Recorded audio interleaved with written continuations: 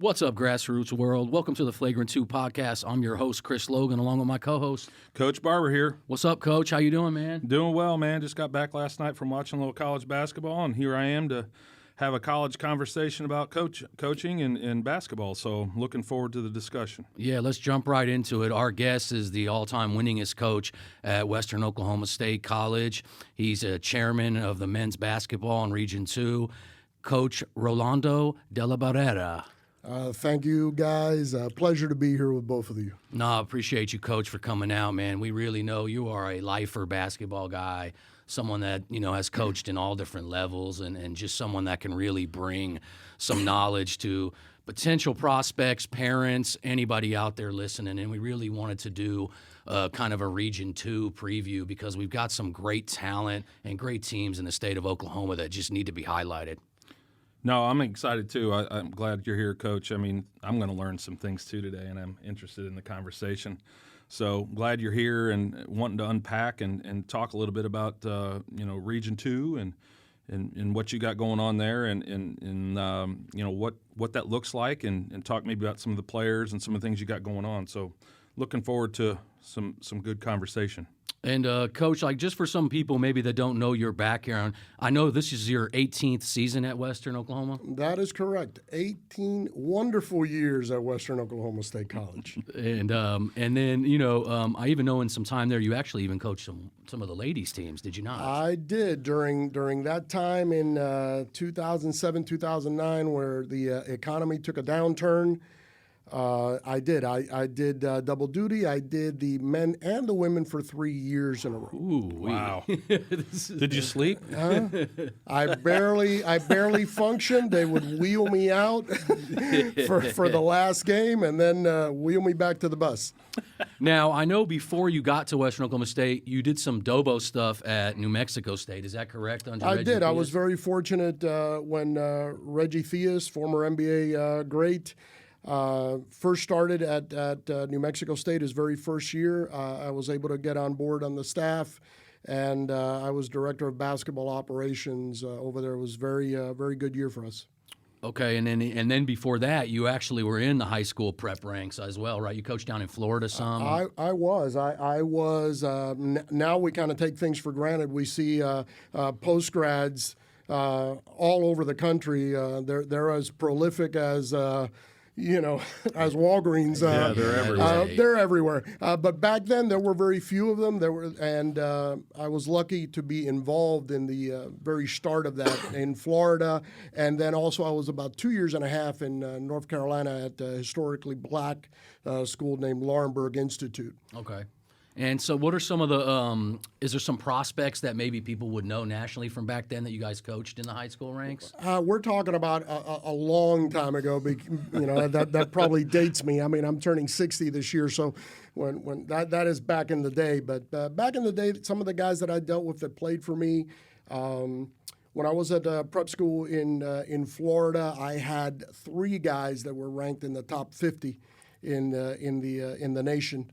By ESPN, and one who was ranked in the top 100 also on ESPN as a junior. Some of these guys were Cumon Greer, who played for DePaul. He was DePaul's leading scorer. I also had Jamal Levy, who played with Chris Paul at Wake Forest. He was third in the ACC in rebounding. I had another one named Dwayne John, who played for Mizzou. Kevin Young, who was the junior that year, he also played for Mizzou for 4 years. And prior to that, I had a guy named Jaime Oreda, who was from Panama, and Jaime Oreda played for LSU. Okay. At that time, he was the leading rebounder in the SEC, and he was like third or fourth leading scorer.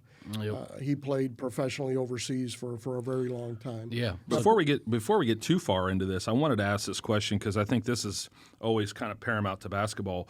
Let's go back to childhood. When did you realize, hey, I love basketball, and what made that happen for you? I think that's something that everybody's got that moment. If you're a basketball person, talk about that and when you were a kid, or what took place there, and how did that kind of evolve? I'm a single child from a very humble working class family in Little Havana. I am an immigrant. I was born in Havana, Cuba, came here when I was 6. The fact that there was a basketball court about half a block from my apartment, it piqued my interest. I would go there, and then, one day led to going there every single day and being there 4 and 5 hours and 6 hours, and that's what generated my interest. Nice. You caught the bug. It's always fun. Yeah, It's always gotta ask that question, because anybody in basketball, they can tell you Right. what made that happen. So I'm always curious. Before we get too far into that, I wanted to find out what Coach Rowe's why is, or where it all started. So. And then I know you even did some stuff for Eurobasket, doing some writing stuff for Euro. So you covered a lot of the guys overseas, and kind of, what was your kind of role in what you did over there? Well, there was a time where I was going overseas a great deal, recruiting players. I had gone to a lot of countries, and I was bringing over a lot of players from different countries. I brought maybe 16 from Brazil, 13 from Panama, et cetera, et cetera. So in the process of doing this, I realized, well, I'm touching ground on all these countries. Pioneer. I'm doing clinics in all these countries. Yeah, back then, you literally had to be a hands-on person. Now, with your phone, hey, send me a video, put it on YouTube and things like that. You had to go back watch. then, it was go watch, and you've got to know somebody. Yeah. You didn't have technology to facilitate any of these things. So doing that, I happened to always be on Eurobasket and looking at some of the country pages. And then I reached out to the guy who runs it, and I said, you know what, I could probably do a few pages. And at one time, I was maybe managing like 5 or 6 pages, and I started pages for countries where I myself was bringing in players, the Commonwealth of Dominica. I also contributed to Panama. I contributed to Brazil. What other country? There were about 2 or 3 other Caribbean countries that I went to. So that's how that whole thing kind of started. And was that mainly like from a scouting standpoint? Were you breaking down the players and what they were good at, or was it more like you were hands-on in the development of player development? Like how? Well, twofold. In the reporting aspect of it, what I was doing is the guys that I saw during camps and clinics, and the players that I had recruited to the United States, I was basically giving an update on their performance, and tying them back to the home country. Okay. And then as far as development, since I was working with a lot of these younger 17, 16, 19-year-olds from these countries, in an indirect way, I was helping their national team. Absolutely. Because many of these players, especially with Panama, turned out to be a quarter, 30, 40% of their national team as they got into their mid to late 20s. Okay. Wow. That's awesome. Yeah. Well, so what time period was that, if you don't mind me asking? That was in the early 2000s.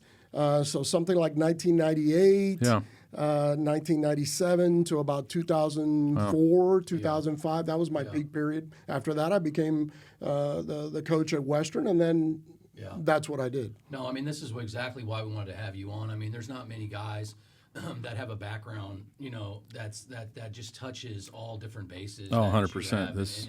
And I believe your perspective that you can bring to potential prospects and high school kids, especially them and their parents, on kind of what it takes to get to these levels, and what it is that kids maybe aren't doing right now that you see in the high school game, and what it is. Because I know for me, that's the biggest question that I ask every coach when I meet them, is just what is it that they think is missing from a high school senior that's coming to a freshman in college? What would be your answer to? I mean, I know we could do probably a 3-hour special on that. Probably correct. But maybe just some of the things that you think stand out the most. I think if I were to give advice to parents, high school coaches, we do not dictate what level the kid is going to go to. It's same with me. Junior colleges have a unique perspective, because we are not only recruiting players, but our players are being recruited. It's something that the four-year school doesn't have. Yeah. So we understand a little bit of the mentality of the high school coach and a little bit of the parent, but the market is going to be what the market is going to be. And by that, I mean, it doesn't matter what you think of your player or what you think of your son. Whatever the market thinks of your son or thinks of your player, that is what it is. Yes. What can I do to influence that? Well, try and get them in the best possible exposure situations that you can. Yep. Hope that there's somebody in the gym that day, or continue to get his things out there where they can see some things that they like, that might want to open the door for recruitment. And then at the same time, be realistic. Be realistic. That's one of the things that's the hardest, because it's hard to You're be emotionally objective tied with your own kid, even though people are saying yes. And sometimes even as a high school coach, with your own player. Definitely. Because you think that their success or lack thereof reflects on you in some way. And it doesn't. The market is what the market is. Yeah, and very well said. I mean, that's exactly kind of things that we need to hear for our audience, and the questions that I get asked on a daily basis when I'm in these gyms every day. I live in the gym, and I love what I do, and I love reaching out to coaches like Coach Rowe and kind of kicking back some players and hearing his evaluation. Because one thing I know about with dealing with you is that you call it like it is, and you're telling me, hey, Chris, I think this player is good at this, but I don't think he's good at this, this, and this. And I believe that kind of communication to people that do what I do, it just helps us to build a better database for guys that fit specific schools and specific levels. So I think, because you begin to working together, you guys know what he looks for, what he needs, his opinion of what he looks for and needs as a coach. One of the questions I had was, Coach, in terms of when you talk about players from other areas of the country outside of the U.S., one of the things I'm most interested to hear your thoughts on is the difference between, say, the U.S. game compared to other players around the world. What are they teaching differently around the world? Because I know the NBA now is taking a lot of European players and people from other continents, and obviously they do things differently. All right, and I'm anxious to kind of get your thoughts and feedback on what are they doing differently, because it is impacting the game, and I mean for other kids to hear this too, and even coaches in AAU programs or high school programs need to hear maybe some of those differences, because adopting that might be a good idea. Well, one of the things that the international game has done for a long time is it's a very open style of play, which is what the NBA is going to right now, what higher level colleges are going to right now. I mean, back in the day, if you had a guy who was 6'9", 280, you think he had something. Hey, we got a bruiser down there. Well, now not so much. They're gonna want guys who have some ball skills, who have the ability to pass the ball specifically, make reads, good decision makers, and shoot. And that's what they're looking for. They're looking for more 5-out stuff, more stuff that requires passing, more layering of offense. And the European players especially already have been doing that for quite some time. So they come ready-made. Passing comes to mind to me when you talk about bigs. The difference between the bigs from 20 years ago or more, the traditional big, the Shaqs of the world. You've got the Jokic's that are passing. They're excellent passers, and being able to knock down mid-range or even threes, spread the floor and leave the paint open is what you see a lot of nowadays. And and I'll just go, piggyback on that. That I think that when we do talk to coaches or evaluators, everybody has what they like in a player. So for me, I tend to the European game of the skill. I tend to look at that. A lot of guys, athleticism is the number one thing that they look at, and it does translate up. I mean, you have to be pretty athletic to play at the highest levels, especially on defense and things like that. But as you just talked about, the NBA has moved to a skill game where there's some guys that aren't super athletes in the game, but they're so well balanced in what they do. And I think that translation is where you see the game obviously moving to, as you talked about, traditional bigs. I mean, we could go through the NBA and go, how many real big guys are there? True fives or true fours that, I mean, it's from the old definition. It's a dying breed. I mean, there might be a guy here and there like a Steven Adams type, but those guys are now few and far between, as we got, like you said, 6'11", 7-footers that want to put it on the ground, or in Wembayana's 7'4", 5" with guard skills. So it's crazy, the evolution of the game. But like we always talk about, you got to keep up and you better adapt, or you're going to be left in the Stone Ages. And the teams want that. Like a trend that you've seen the last few years is height by position. If you remember a few years ago, if you had a kid who was 5'9", 5'8", great point guard, or 5'11", and he was a great player, there was no limits to his opportunities. Now, not so much, because the trend is for taller point guards. Yep. They want 6'2" and above, and 6'2" is on the short side. For many of them. They want the two guards to be 6'3", 6'4", at the least. They really want 6'5". They want the threes to be 6'6" and above. The fours to be. This is across the board, whether you're in junior college, whether that's what you try and look for. That's why sometimes, especially in your arena, where the high school kid, and then you're looking at a guy who, at his high school level, he's 6'3", he jumps out of the gym, he plays like power forward to high school. You can see where the issue is going to be a transition. Does he have the guard skills to be able to and then play in a perimeter and do because those? Me and Ernie have talked about this many a times, is that you see the 6'2" shooting guards are of abundance everywhere in high school. But what I constantly get from the parent is like, why doesn't he have any Division I offers? And then it goes into what you just said, is like they already have a parameter of a checklist of like a two guard needs to be 6'4" plus, and it's like or especially at the higher level. But it's even in some of the lower levels, like that's the height that they're looking for. Positional size. So it doesn't matters, mean you can't make it, but it just means it's going to be harder for you. I mean, if I can touch base on the last comment you made about the parents asking, well, why isn't my son getting Division I right now? Again, going back to the statement that I made of the market is what the market is. This is what the market is. The Division I's initially, if they're going to recruit high school, they're going to recruit top 200 high school. If you're ranked top 200, they're going to be looking 4 and 5 at starred. They're going to be looking at that. This year, I've seen, which I commented on my social media. This year, I've seen a larger trend with the mid majors in signing JUCO, some of the top JUCO guys, as evidenced by the fact that my two are signed. But I've seen a lot more. There's somewhere in the mid-20s right now, which is abnormal for JUCO. The way JUCO's always worked is they are the second pick, third pick of the Division I's. It usually starts in March and in April. So many of us know that we'll get our turn at that time. But high school, unless you're that level, they're not going to look at you like that. No, they're just not. Yeah, we've discussed that on here, that low majors now aren't even looking at high school kids mainly, like you said, and it's pretty much if you're nationally ranked or a top 200 kid, and really.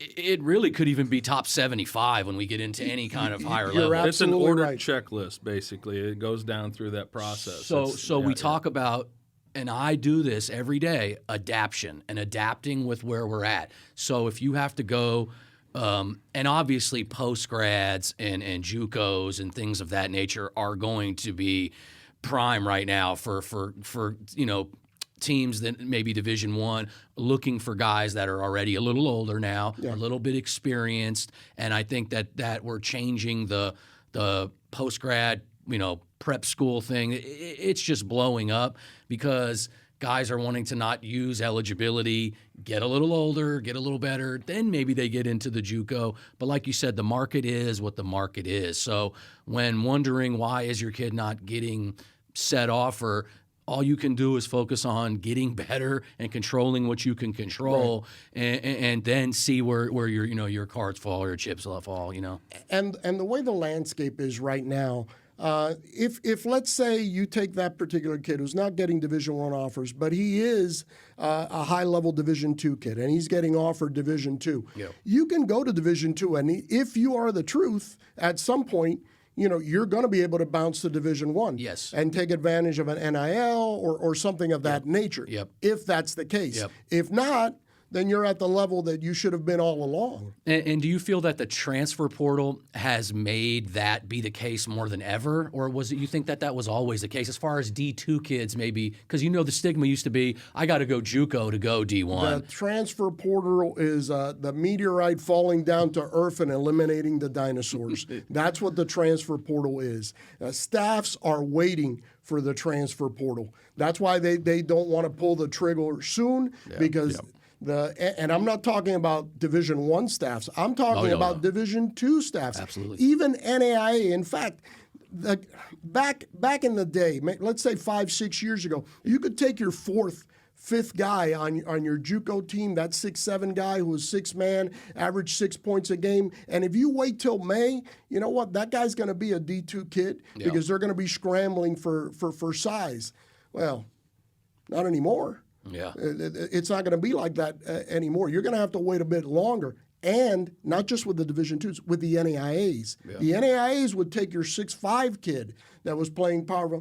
Not anymore. Look at their rosters. No, we look at their rosters. 6'8", 6'9". Yeah. This guy was at a Division I. This guy. That's why when anybody is advising somebody young, you better understand what the lay of the land is. You better understand the climate. Absolutely. Instead of hyping guys up and telling them to forego this opportunity and that opportunity, because you're thinking like if we're 5 years ago. Yeah. Not 5 years ago. Yep.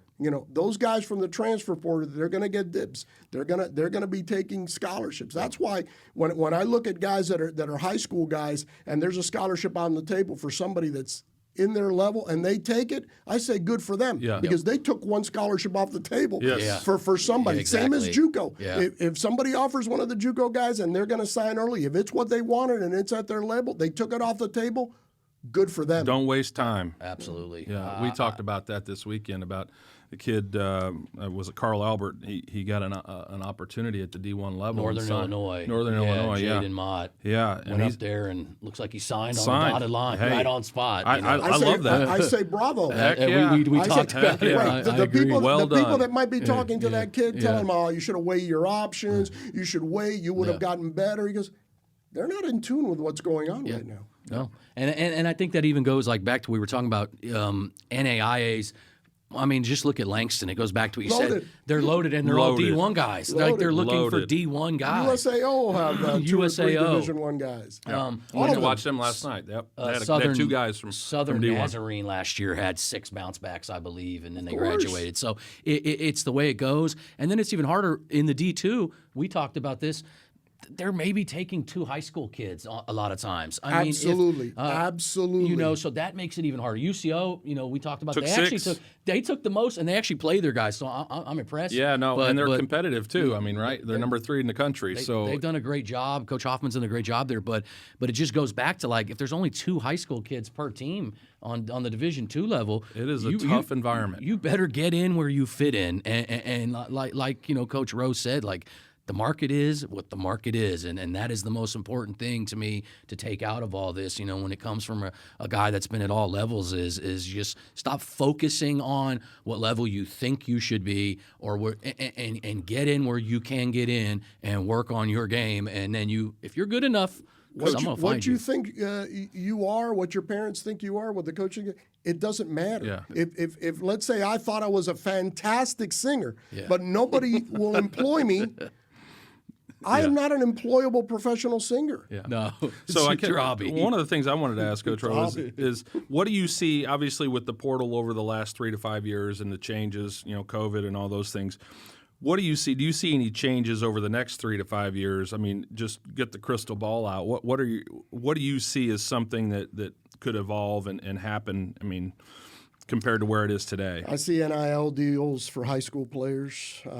I see that aspect of it trickling down levels where it's no longer a high major Division I thing, but it even goes lower so that you have like your elite high school players. They'll be able to sign some NIL deals. It's going to be hard. It's going to be hard for the kid that was a good high school kid to get his foot in the door now. It's really, really hard. I encourage everybody, value the opportunities you get because you are not assured that they might come around again, especially in the latter part of the year where there's going to be an influx of available JUCOs, available post-grad guys, and a million transfer portal guys. I mean, wow. What I love about JUCO too is that you have those 2 years. If you focus and work on your game and do the right things, the world's your oyster. If you put the work in and you've got the positional size and you got a coach that believes in you and you can perform when it matters, you've got the opportunity to go to any level throughout that. So that's the flexibility that you have, and you've got 2 years to work on your game and develop. And I think that's the thing that I really like about it is coaches are going to know when they get players out of the JUCO game. One, it's high level competition, and two, they're gonna see what they're getting and know, hey, look, this isn't a chance here. I know the kid goes to class, he's got good grades. Coach tells me he's very coachable. He's smart, good basketball IQ. He's put on 15 pounds of muscle. He's in the weight room. He's doing all the right things. That's what I love about JUCO, because you can separate yourself and use that as a training camp for those 2 years to be able to whatever your dream is. And if the market is right for your dream, you get to take advantage of it. So that's the one thing that I think is you don't get that if you sign at any other 4-year institution. Yeah. Can you enter the portal? Yes. But the opportunities at the JUCO level, to me, it opens up everything, and it's not as closed off. If you want to transfer or go through that portal process, that's a risky business. It is. I mean, very risky percentage-wise, I think you and I might have been talking about that. Probably about 40% of those guys didn't end up anywhere. Yeah, that's And exactly the dream right. is But over. we don't know which one of them were asked to transfer as well. Yes, True. yes, that is definitely the case. Yeah, the details are the devil's in the details. But still, the point is I think that's the thing that I think a lot of kids miss out on when they evaluate and look at this, because they get told, hey, I'm better than this, or I'm too good for that, or whatever. Yeah. Is playing the game, one, being on the court. That's the one thing that I love about it. The opportunity for you to be on the court. If you go sign, let's say you sign a D2 or a D1 offer, as a freshman, the likelihood of you getting on the floor, either one of those NCAA level, is very small. At a four-year school. As an 18-year-old kid, yeah. You're competing against 22, 23-year-old men that have been in a system or been in that business for 4 years. Yeah. You got zero chance almost, unless you are just an anomaly. You got almost zero chance to be on the floor, very much. Yeah. Right? No. But you go to JUCO, and you've got a much better opportunity to develop your skills in your game than you would at that NCAA level.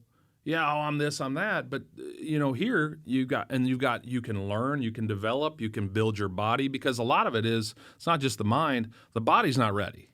Yep. Right? That's true. So and I think a big part of it also is just not every kid is cut out for JUCO. And I think that needs to be addressed. That everybody thinks like, oh, well, maybe I'll go JUCO. It's a high level. Maybe I'll It's go high level JUCO, basketball. guys. Like I'm like, no, you. Your senior year is the last time you will ever use the word potential.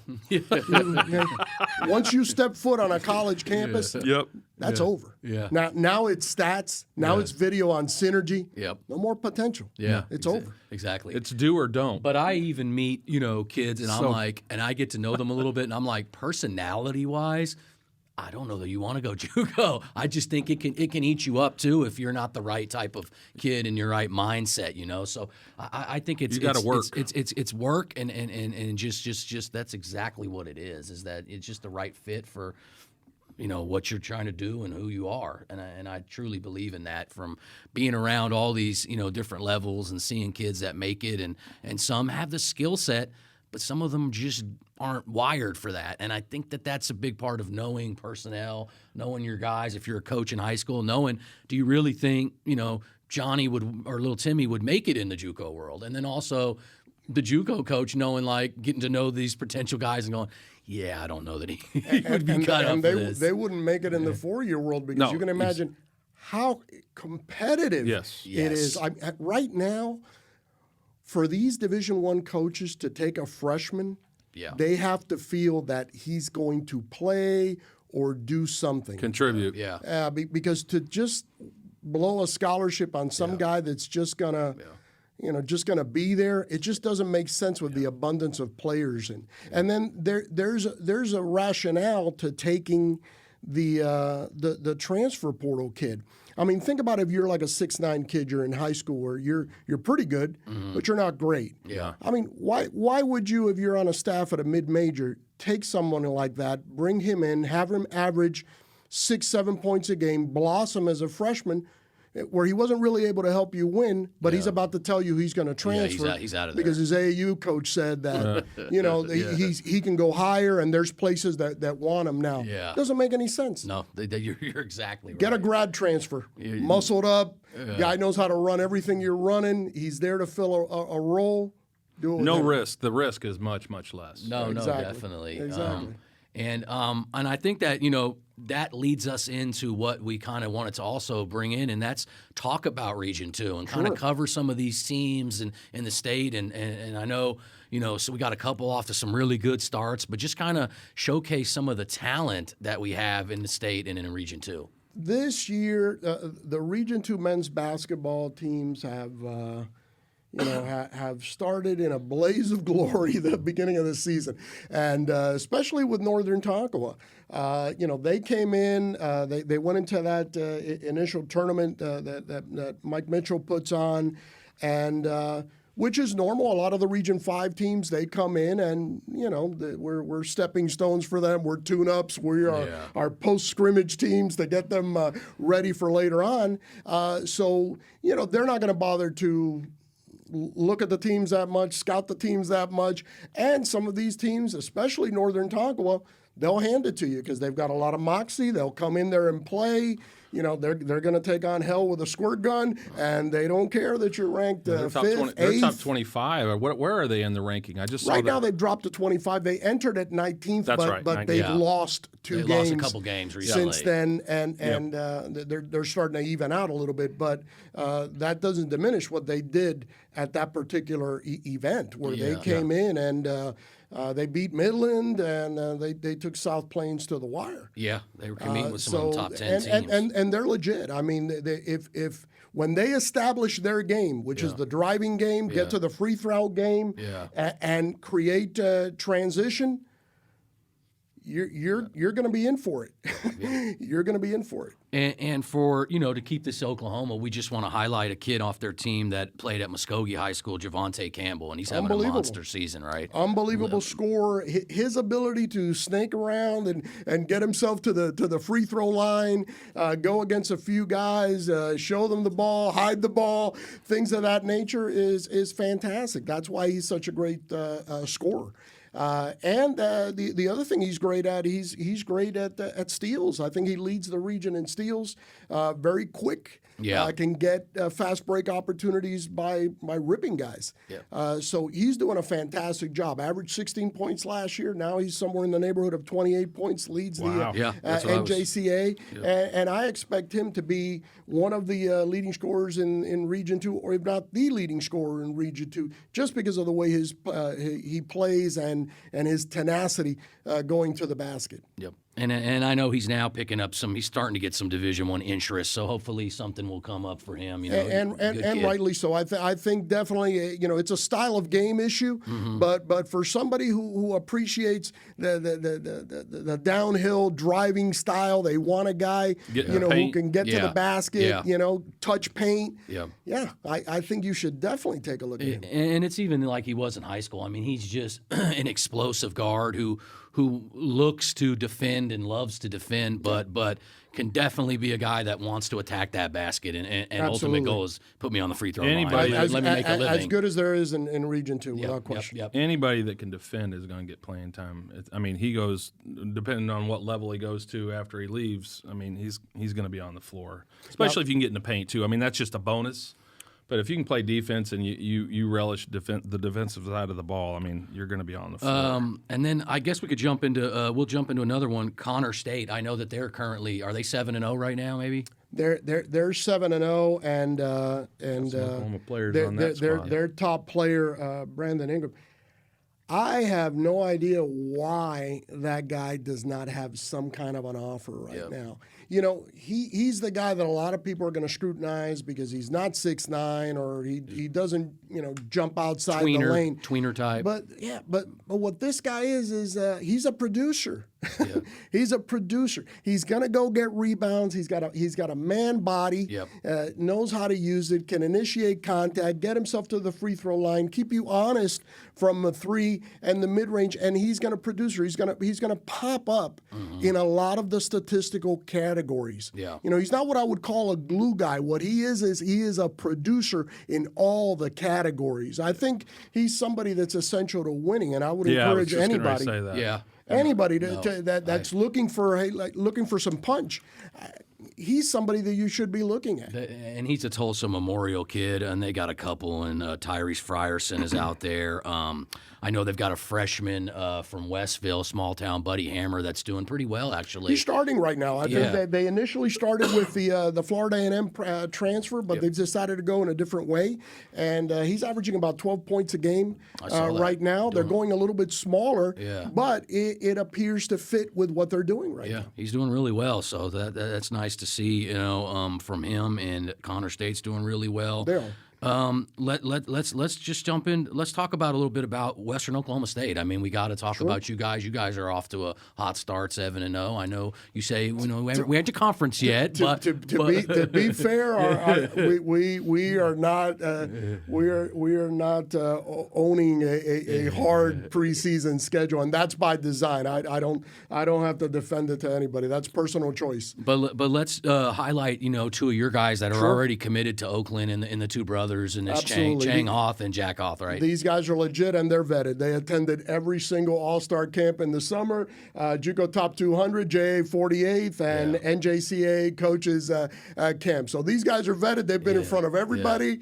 For games, and they're on synergy. You don't have to guess. No. I think Oakland saw what they wanted in them. Oakland is a team that likes to run and they like to shoot the three ball. And again, it's about finding somebody that fits your particular style. So are they signed with him now? They are signed. They signed, and I think it's going to be fantastic for both of them. And they're both about 6'4", correct? About 6'3"-ish, long, incredibly long arms. Sniper guys. I mean, they can shoot it high from anywhere. basketball IQ guys, and that's what makes them so great. Especially when you put them together. When you're talking about guys that are twins, you can imagine nobody's going to have that kind of chemistry where you have two guys that have played with each other since they came out of the womb. So they know each other. And Coach Rose sent me some game tape a while back, and I'm watching, and I'm going like, this style of play fits these guys. I mean, they fit it to the T, and they play it so well. I mean, they play well off of each other, and each of them do a little bit something different, but they're very similar style players. Style of play is critical to winning games too. They're God-given scorers. I mean, is what they are. I mean, they have a knack for it. They have a knack for it. Good basketball players. And then. Oklahoma, just keeping it Oklahoma. I know you got a freshman from Anadarko, Raiden Churchill. How's he doing? Raiden Churchill, he's doing good. He's going through what every freshman is doing, which is an acclimation period. So he's he's starting to get acclimated to the game. But he's a fine shooter, a lot better than I thought he was. He's got a good build. Yeah. And I think he's gonna do fine at the end of the day once he acclimates to the college level. So talk about that real quick. I mean, the acclimation process, that's one of the things I think is most challenging for freshmen coming into college. Doesn't matter what level, I don't care. That's the hardest thing. What do you think, what would be your advice to kids coming in as freshmen to try to overcome that? I mean, as a coach, obviously you're coaching people, you're a leader of men. What is one thing that you think would be the best thing for these kids to help overcome that process? Because you have to go through it. What's something that you look for or you see that kids that get through that process? I think with most kids that go to college, several things. You have to adjust to the physicality of it. So you have to make sure that your body can take it. You work on your body. Yeah. The other thing is what you see a million coaches will tell you. Find out what job the coach needs you to do. You're no longer going to be the leading scorer of XYZ high school anymore. Yeah. To get on the floor, what does he need? He might already have 2-3 established scorers. Yeah. Maybe what he wants is a defensive stopper. He needs you to be an opportunistic scorer, and he needs you to be a rebounder. Get good at that so that you can get on the floor. Yep. You know, if you still have that high school mindset where, I must shoot all the shots and all this, and then they gotta be have the clearly man. 3 guys that are just better than you. Yeah. You know, then that's when you run into trouble, and then you don't quite fit what they're doing. And we discussed that, Ernie. I'm sorry, on one of the prior podcasts was do what it is that you do well, and that niche is probably going to be something that a certain school will need. So, Yes. like he said, rebounder, and you're just one of the best. Then do that role, because that's probably what that school will need from you. Even though maybe you averaged 15, 20 points in high school, like you said, that's probably not what they need from you, especially early on. So if that's what you do, if you're a catch and shoot corner 3-point specialist, be the best one you can be, because that school may need you for floor spacing or for different things. Yes, you might have scored 20 points a game in high school, but like he said, that there may be 3 guys that are just better than you at this point of their career and your point of the career. So it's do what you do and find the role and where you can excel at that will get you onto the floor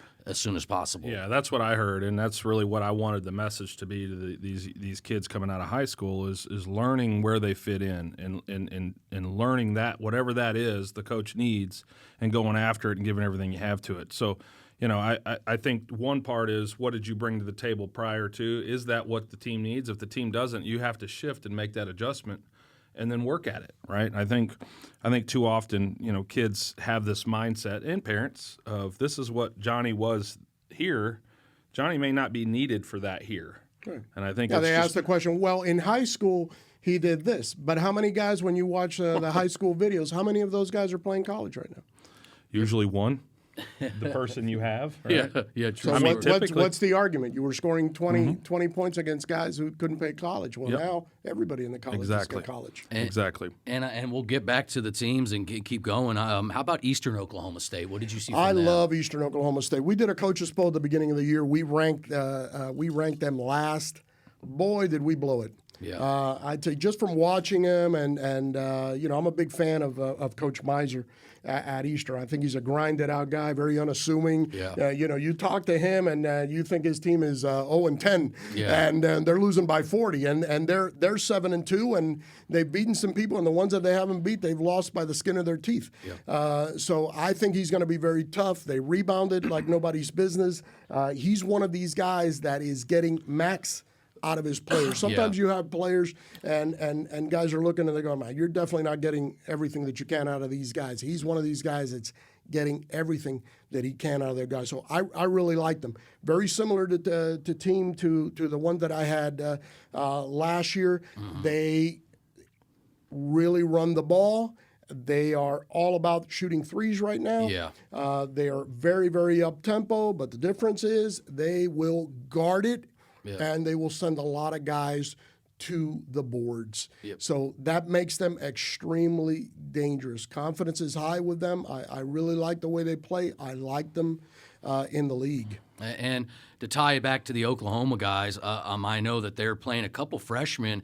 And back to what you said, hitting threes, Jordan Brown out of Ardmore, who I had ranked pretty high. I thought he's done a great job. I know he's like third or fourth right now. He is getting stuff done. Yeah. He is getting stuff done. And back to the point that we talked about with junior college. Yeah. Here's a guy that might have not had opportunities at Division II. Yeah. But here he's gotten the chance to go in a system, play, Yep. put up numbers, be counted on, and hence develop his game. Yep.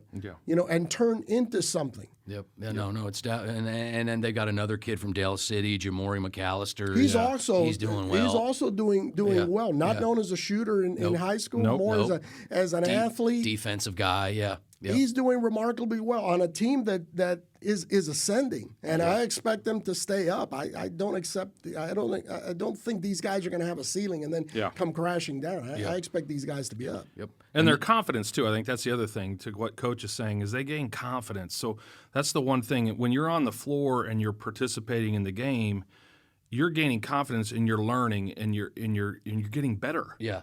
Right? You got guys that'll go to a level that maybe they shouldn't or the highest level that they possibly could out of high school, and they may not be playing. Yeah. And if you're not on the floor, you're not developing as a player. You can develop as a human being, being part of the team. Yeah. Right. But if you're on the floor, you're developing. Yeah. It's just you. There's no better way to develop as a player than contributing on the floor on some level, whatever that is.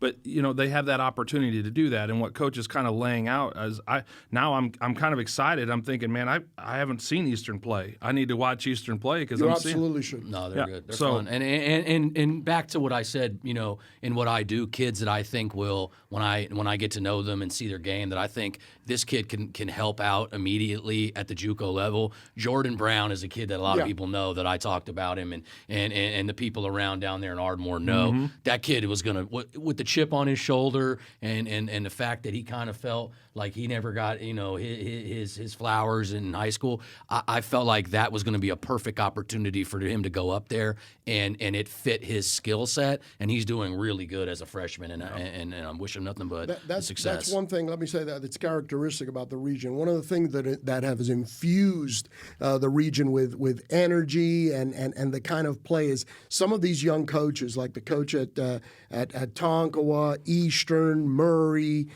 Seminole, their youth, their vitality, and when you're that young, listen, you don't want to sleep. All you want to do is stay up till 3 a.m. watching games. You want to practice at 4 a.m. You want to go practice 3 hours. Yeah.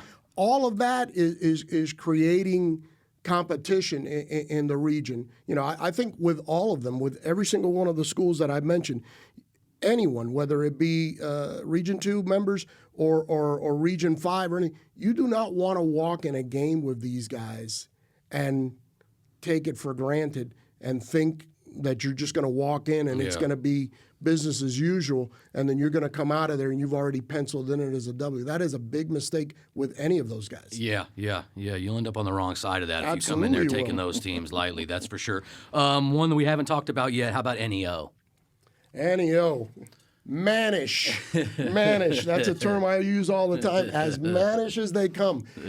You will feel like you're playing some 1960s football team or something like you used to see in the old playing cards where these guys look like brick walls. These guys are big, physical, at every position, muscular.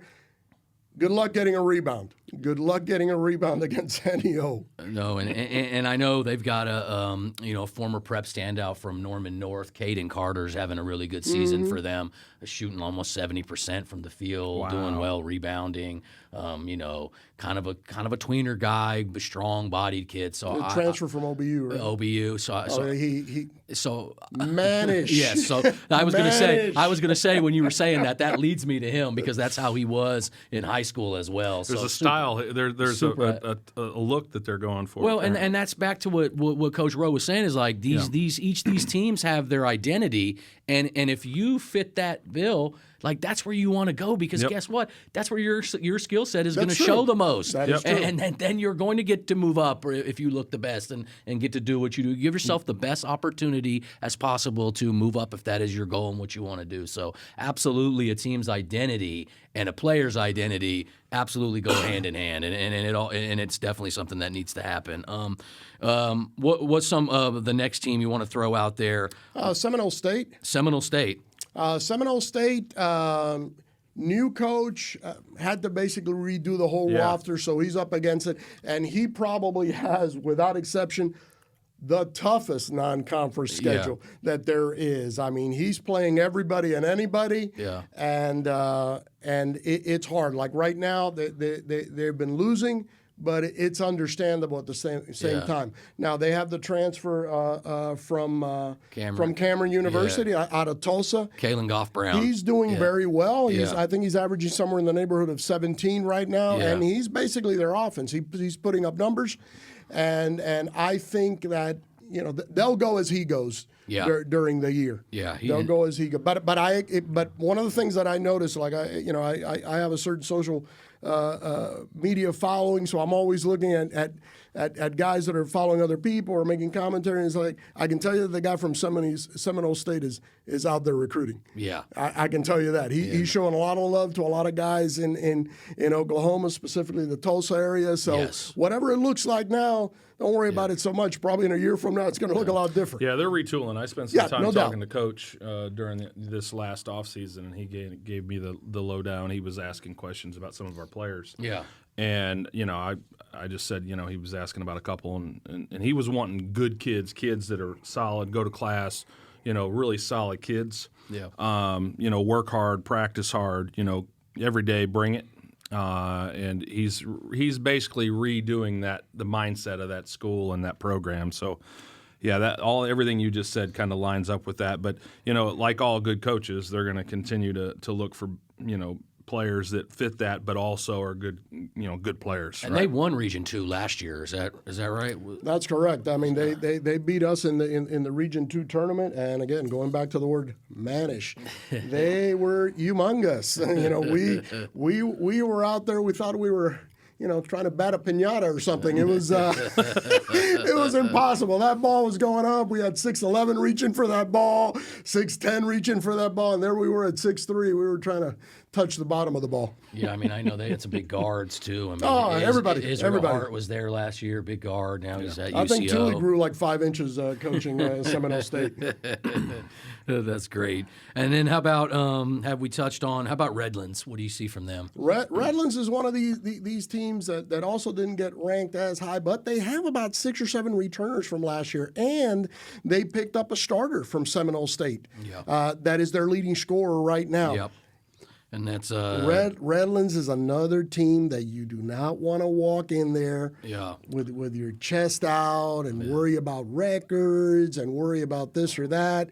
These guys, they like to run. They'll shoot it. They play without fear. They will hand it to you. Yep. And DeJohn Perkins is, I think, the guy you're talking about That's that's correct. averaging almost That's 20, correct. 20 He did a points game for fantastic them. job for Seminole last year. He's an older kid, and he's leading the way for them now. All right, and then who Murray State? Murray State, yeah. definitely. Let's talk about that. Josh is a really good coach. The one thing about Murray State is when you play them, I mean, you will be knee deep in mud. They will drag you to the mud. They will defend you. They will grind it out with you. And they're going to play. They're going to play tough. Their biggest challenge is, let's say finding that star player. Yeah. Every team like for Eastern, you're going to have Green. Green right now is their star player, the forward that's a transfer from Cowley. Okay, yeah. He's a guy that's putting up points, monster rebounding. Connors. You know who's the guy out there. Oh yeah. Exactly. Braden Hubbard is having a monster season. You got it. That's the guy. Tonkawa. No need to figure it out there. We know so him. I think that's where they're going. But they have a very balanced team. They have a bunch of guys that play team ball. They've got much better size in the interior. Right now, they got a few mannish kids that are big. It's going to be a matter of how they're playing collectively at the end of the year, and maybe whether one or two people surface as lead players, elite night in, night out kind of guys, or maybe they're good enough to do it by committee. I don't know, but usually in the conference, the teams that do well, they got to have a few guys that are real. Yes. That are real. Players you got to have players to win. And then I think the last team we have in NLC Enid, right? Enid. I love him as a coach. I'm always joking with Gerber. He's that's one of the things with a lot of our younger coaches in the regions. They all sandbag. You talk to them and they're like, we're pretty bad. Oh, geez, I hope we can stay within 40. Stuff like that. And this guy will talk to you like that, and then he's been in the finals for like the last 2 of his first 3 years. He was in the final of the Region 2 championship, and he got to the quarters last year. So one of the things is, he gets them to play loose. He gets them to believe, and at the end of the year, they just always seem to be there. Yep. That's one of the things that are characteristic of his teams. And again, strength of schedule dictates his record right now. But once we get into conference, look, you can take away your signed players, you can take away your record. None of that matters because our conference is a multifaceted. It's a junk conference. Me and NEO are zone teams. Some teams are combination teams. We throw the kitchen sink out there. You don't know what you're going to get. You're going to get better scouted. Everybody's going to try to make you play against your strength. It's different. And then there's the emotional component to it.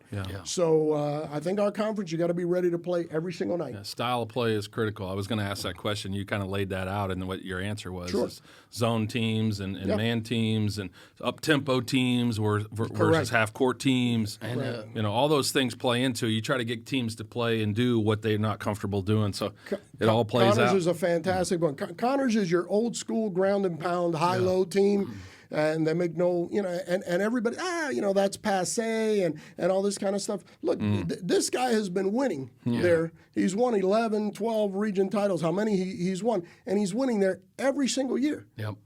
Nothing's changed. It's a template. Also, strength of schedule. Some guys will be like, well, because I play everybody, I play these guys, and this guy has played a certain schedule, and he comes and he wins the region tournament every year when he was playing that kind of schedule.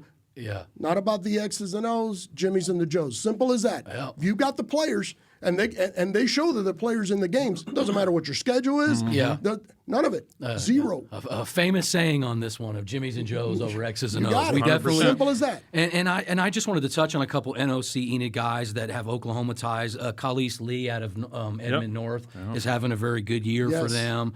Kevion Hudson out of Midwest City is having a good year.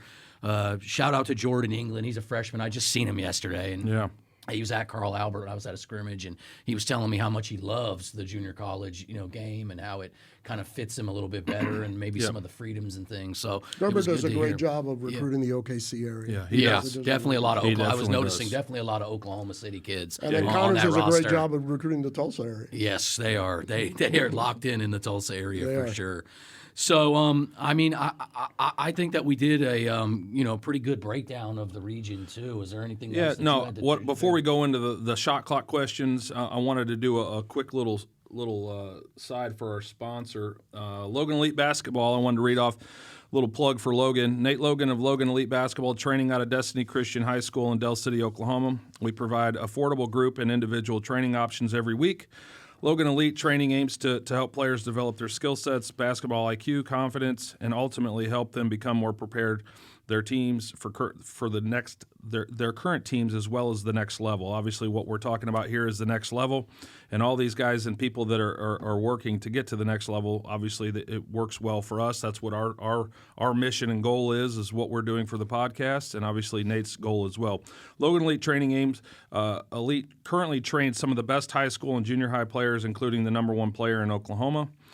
Visit LoganEliteBasketball.com or message him on Instagram at @LoganElite_Logan Elite for more information on how to get signed up. Again, shout out to Nate. Does a great job developing kids. I would always say you may not always necessarily need a trainer. I would highly recommend one, obviously. But you got to be in the gym. If you're not working on your game, you're not going to get to the next level. It's so difficult to get to the next level, as Coach has been kind of talking about all the things that you got to work on and how that skill set and level, it just increases all throughout. And if you're not working on your game and you're not truly committed to it, you're not going to get there. And obviously Nate can help players do that. So shout out to Nate for the sponsorship. We are very thankful for that. So one of the things we always do with people coming on, Coach, is we'll ask shot clock questions. So just some random questions. We'll put a shot clock on, a 30-second shot clock, and then we'll ask questions. When we go through them, you just got to answer them as quickly as you can, right? And then we'll talk about some of your answers when we get out of it. And I won't set you up too hard here. I hope this won't be a test for senility or dementia because So if we would, we can start. I could start a timer. Yeah, go ahead and start the throw me timer. some softballs. Yeah. All right. All right. 30-second shot clock questions. All right, Coach. Favorite place you've ever coached? Altus, Oklahoma. There you go. Best high school player you ever coached? Probably Jaime Oretta. There you go. from Panama. Most memorable season that you can remember? I'm going to say last year. I figured he was going to say that. Most difficult year coaching?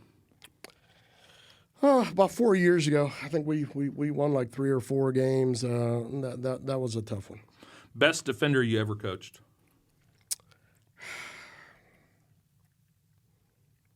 Everybody who knows me as a coach will tell you we don't guard. If you ask me offense, Keep going. We're past 30 seconds, but let him keep going because I know you got some more And you questions. mentioned this earlier. I think I know the answer to this. Coaching or recruiting, what's most important?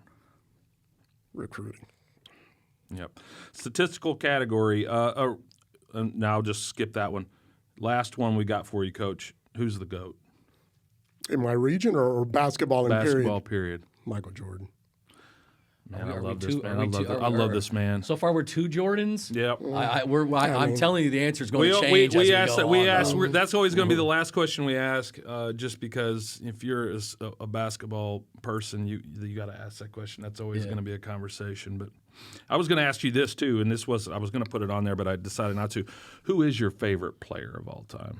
And not that you've coached, just in general basketball. You as a kid or growing up, whatever. No, you just threw that part as a kid. Look, when I was a kid, every one of us wanted to be Julius Erving. Dr. J. Dr. J. Every one of us, even though we were 5 foot nothing or 4 foot something, wanted to try to manipulate the ball and do that Statue of Liberty layup. The hands. Well, I mean, he could We palm wanted to that try thing and with 2 jump fingers. outside the lane and stretch. So for me, Julius Erving. Yeah, I would have thought that too, because when I did a little research on you and where you're at, you mentioned earlier you're about to turn 60. I was like, I thought you might throw a couple else out there on the GOAT thing too. So I mean, it was that was questionable, but I knew when you started talking, I thought, man, he's going to say Dr. J. You start to get into different generations, and you're going to get a different answer on that's that. true. Absolutely. We bring in even younger guys than myself. They're going to go to LeBron James 100%. because it's what's in their mind, or maybe they saw Kobe Bryant and they liked the way he played, and then different things like most dominant player. Shaquille O'Neal is the most dominant player I've ever seen. Michael Jordan, the killer instinct and the defense and both sides of the ball. It's very hard to ever go away from Jordan. Mentally, I think The way I see Michael Jordan is, I think Larry Bird and Magic Johnson saved the NBA. Oh, yeah. Where they made it a watchable product. Yeah. But Michael Jordan is the one that opened it up to the world. Yes. Everything that every player has benefited from after that, he's the one that Michael. made apparel cool. Yeah. That must have, elite. Yes. He's the one that people wanted to wear their shorts like him, look like him, do things I want like to be him. like Mike. I want to be like Mike. He is an icon in the world, not the NBA, not basketball, in the world. When the Dream Team came along and that started to change and evolve the game into an international game that we talked about earlier, and now you got the Lucas and you got all these people. And speaking of guys that aren't real athletic, but seem to dominate and play because their skill set is so high and their basketball IQ is just out of this world. But the game's evolved because of that, because of Jordan. And Yes. Well, that's why he gets that respect. He like he said, he made it global. I mean, I even saw a video recently where he was in Italy or something, and they were walking behind him making the goat sound, and I'm like, you see that's what that's hilarious, and that's also they know what's up too. I mean, he is just transcends the game of basketball into something even bigger. Yeah, he's like, when you talk about artists and stuff like that, one thing where you talk about great actors, you talk about all these things, but when you talk about somebody like Elvis Presley, iconic. Yeah. Like This- Elvis. It's Marilyn one- Monroe. People like that transcend what they do. Yeah. They're Their in name. every single culture. Yeah. I know who that is. No doubt. And going forward, when is your next game and for you guys? We play next week 3 games. We've got Southwest Christian as JV on Monday. Then we have Brookhaven from Dallas at NJCAA 3, and then we have Grayson from region. I believe the region. They were either Region 5 or Region 12 or something. And they've played a bunch of our region members this year. We have them next Saturday. So we've got 3 coming up next week, but we're off this week. If I could, I want to give a little plug out. Last night at SWASU, we had 2 former Region 2 coaches going head-to-head. Kevin O'Connor from Cameron University, and we have Brett Wybert, formerly of Northern Tonkawa. Yeah. Both of these guys coached in Region 2. Now they're Division 2 coaches. I also say that because high school coaches, sometimes when you're dealing with the JUCO coaches, especially these young guys, you don't know where they're going to be in a few years down the line. Yeah. So develop good relationships with them, and not just for today, but maybe for tomorrow. That's absolutely 100% accurate. And that's really what this is about, trying to get this, promote our basketball, regional basketball, and then obviously, these guys that are doing a good job and working their way up and into other jobs. So 100%. Coach, anything else you'd like to leave these players, parents, people listening with before we get out?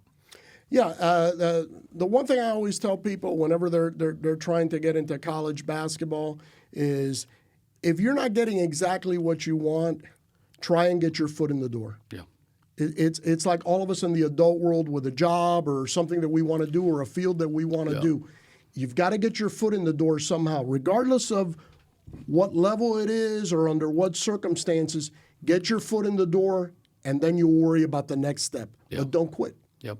Don't quit. Don't let it be an all or nothing endeavor with you where if I don't get this, then I'm done. Yep.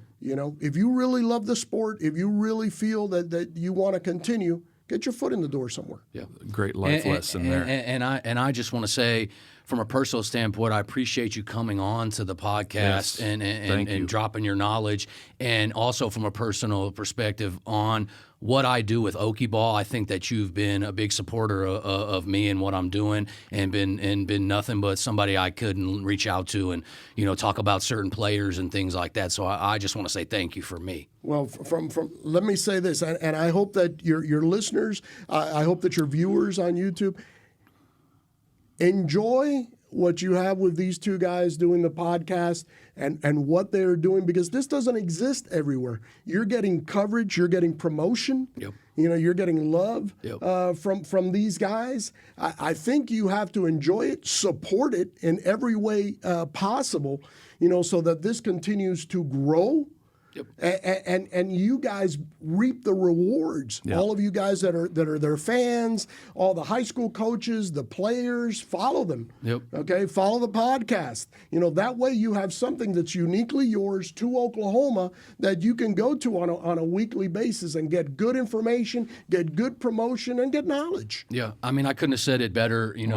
We couldn't have said it better if we wrote it. We're going to cut that. We're going to use that right there. Thank you, Coach. I appreciate that. And to go off what he just said, as far as sponsorship, we have some new ones coming in. You should have a lot more. If you guys, should have a lot more. Anybody involved with basketball in the state of Oklahoma, or whether it's just that, you should support these guys, because ultimately supporting them will be supporting yourself. Absolutely. So if you need to look for sponsorships, you can hit me or Coach Barber up, or the Flagrant2Cast at Gmail.